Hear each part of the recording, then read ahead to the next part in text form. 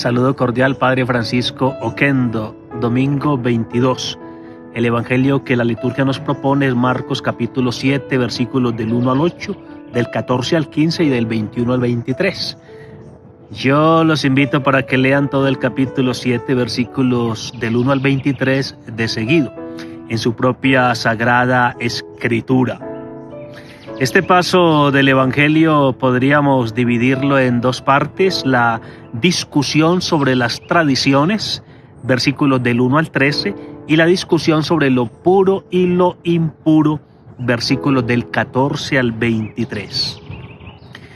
El contexto inmediatamente anterior, Marcos 6:56, informa que por donde quiera que pasaba, Jesús era tocado por muchos enfermos, quienes hacían experiencia de su toque sanador y su sanación tocante. Pero parece que la imagen de este Jesús cercano, a la mano, tocado, casi diríamos manoseado por todos, sin discriminar a nadie, daba fastidio a quienes defendían la estricta distinción entre lo puro y lo impuro, mantenida por una complejísima red de tradiciones. Este texto también prepara el contexto inmediatamente posterior, que es el paso del encuentro de Jesús con la pagana, considerada impura en su época, Marcos 7, 24 a 30. Propongo dos ideas para nuestra reflexión. La primera, las tradiciones que se convierten en traiciones. Toda generalización es ya una equivocación. El Divino Maestro no está atacando todas las tradiciones, sino aquellas que terminan siendo traiciones a la palabra de Dios. La mente humana tiene una tendencia a la automatización, que es tendencia a la rutinización, a la ritualización, a la tradicionalización. Sin tradiciones perdemos mucho de historia, y sin historia perdemos mucho de identidad. Todo ser humano suele tener sus tradiciones, y toda sociedad humana suele tejer sus tradiciones. Por otra parte, existe la tradición con mayúscula, la sagrada tradición, es decir, la palabra de Dios transmitida oralmente. La sagrada tradición, que es la matriz de la Sagrada Escritura, y es además su marco interpretativo y su clave interpretativa.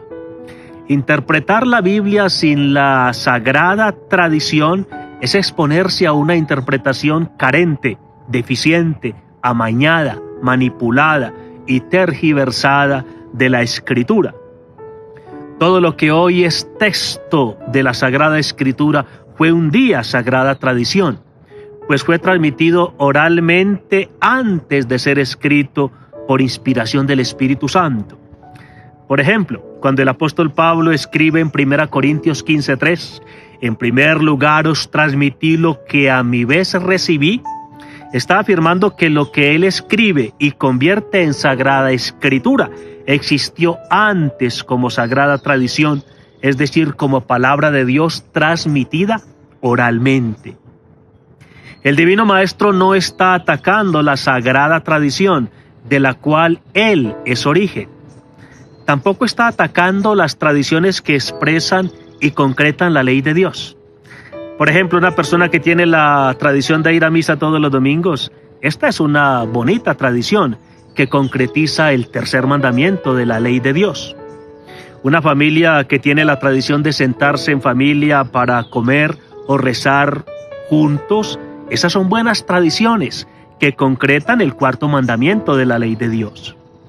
A estas tradiciones que ponen en práctica lo pedido por la ley de Dios, Jesús no las ataca, porque incluso él mismo observa algunas tradiciones de su pueblo, como por ejemplo ir al lugar del culto, la sinagoga, a celebrar la palabra de Dios, como nos dice Lucas 4:16, o también ir en peregrinación a Jerusalén a celebrar la fiesta de la Pascua, como dice Lucas 2:41. El Divino Maestro está atacando solamente las tradiciones que son verdaderas traiciones a la palabra de Dios. En efecto, hay en el texto tres frases paralelas que dejan esto claro.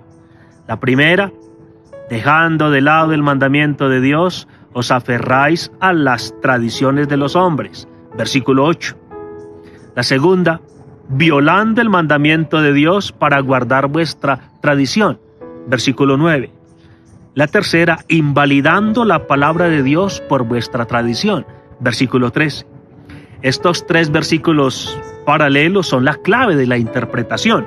Jesús no condena todas las tradiciones, pues él mismo vivía muchas tradiciones, sino que critica aquellas que abandonan, invalidan o le quitan el señorío a la palabra de Dios, es decir, tradiciones que son verdaderas traiciones al mandamiento de Dios. ¿Reconoces en tu vida tradiciones que son traiciones al mandamiento de Dios? Segunda idea, la pureza interior más que la pureza exterior. Los discípulos de Jesús son criticados porque no observan las tradiciones sobre la pureza ritual, que es una pureza meramente exterior. El divino maestro aprovecha para enseñar lo que en verdad hace impuro al hombre. La impureza no proviene del exterior, sino del interior. La fuente de la impureza no hemos de buscarla afuera, sino adentro. Lo que proviene del mundo exterior entra en el estómago, pero no en el corazón. Así declaraba puros todos los alimentos, dice Marcos 7:19. Tú no eres moralmente superior o inferior porque comas esto o dejes de comer aquello. La razón es que nada de lo que comas entra en tu corazón. En cambio, has de estar atento a lo que sale del corazón. El control no has de tenerlo sobre el input, sino sobre el output. Es decir, el control no está sobre lo que entra, sino que se ha de tener sobre lo que sale.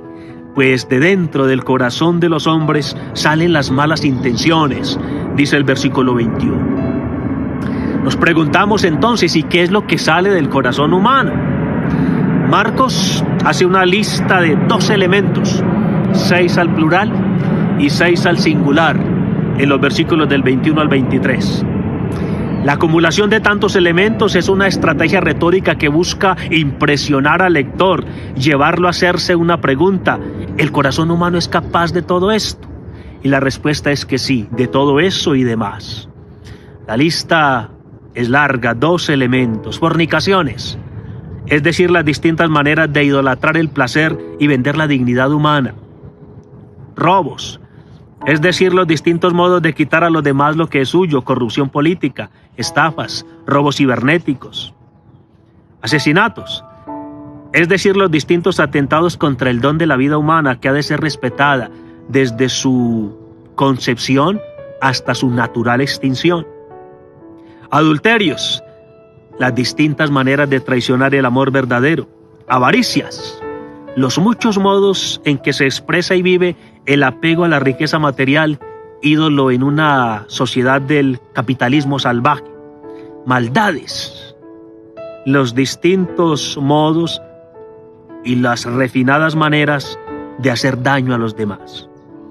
Luego vienen 6 elementos al singular: el engaño como violación de la verdad confiable y la confianza verdadera; el desenfreno, es decir, una vida sin control, sin regulación, sin moderación; la envidia, que la Biblia llama el ojo malo, el ojo que ve lo malo del otro para publicarlo y ve lo bueno del otro solo para negarlo o destruirlo; la blasfemia, es decir, el poder destructor mediante la palabra mentirosa y la mentira palabrera; el orgullo, raíz de todo pecado; la insensatez, una vida que ama la imprudencia peligrosa y el peligro imprudente. Algunos han propuesto que la relación entre estos elementos habría que ubicarla siguiendo la imagen del árbol, es decir, que los elementos al singular serían la raíz y los elementos al plural serían los frutos. Lo cierto es que al meditarlos nos sentimos llamados a buscar y trabajar la pureza interior, la higiene del corazón, sede de las decisiones para el hombre bíblico. Una pureza interior nada fácil, porque es mucho lo que hay que controlar, es mucho aquello sobre lo que hemos de trabajar. Clemente Alejandrino, padre de la Iglesia, escribió: De igual manera que la tintura caracteriza la lana por el colorido, así también sobre el alma el trabajo realizado deja la hermosura y por el contrario quita la voluptuosidad cuando se ha limpiado la suciedad.